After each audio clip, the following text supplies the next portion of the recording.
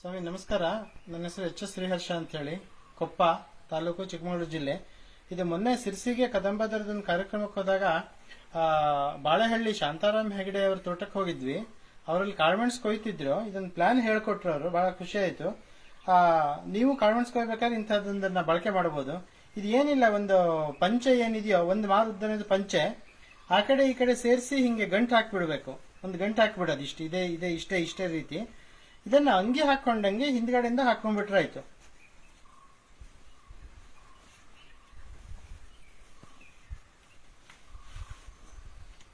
ಹಿಂಗ ಹಾಕೊಂಡ್ಬಿಟ್ರೆ ಆಯ್ತು. ಹಾಕೊಂಡು ಇಲ್ಲಿ ಕಟ್ಕೊಂಡ್ಬಿಟ್ರೆ ಆಯ್ತು ಇಲ್ಲಿಗೆ.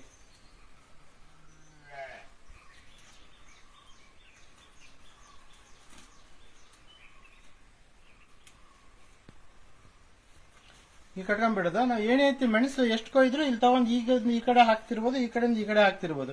ಇದು ತೂಕಕ್ಕೆ ಕೆಳಗಡೆ ಹೋಗುತ್ತೆ ಹೊತ್ತು ಇಲ್ಲ ಹೊರಗಡೆ ಬೀಳಲ್ಲ. ಬಹಳ ಸುಲಭದ ಪ್ಲಾನು. ಒಂದ್ 2 ದಿವಸದಿಂದ ಕೊಯ್ತಿದೀವಿ, ತುಂಬಾ ಚೆನ್ನಾಗಿ ಆಗ್ತಿದೆ. ಕೊಯ್ದು ತಗೊಂಬಂದಿದ್ದೀನಿ. ಈಗ ಇದು ಇನ್ನೊಂದು ಏನ್ ಅನುಕೂಲ ಅಂದ್ರೆ, ನಾವು ಸೊಂಟಕ್ಕೆ ಕಟ್ಕೊಂಡ್ರೆ ತೂಕ ಪೂರ್ತಿ ನಮ್ ಸೊಂಟಕ್ಕೆ ಬೀಳುತ್ತೆ. ಇದು ಏನಂದ್ರೆ ಸೊಂಟಕ್ಕೆ ಬೀಳೋದಿಲ್ಲ, ತೂಕ ಇಲ್ಲಿ ಹೆಗಲ ಮೇಲೆ ಇರುತ್ತೆ. ಅದರಿಂದ ಒಂದ್ ಸ್ವಲ್ಪ ಅನುಕೂಲ ಆಗತ್ತೆ ಇದು.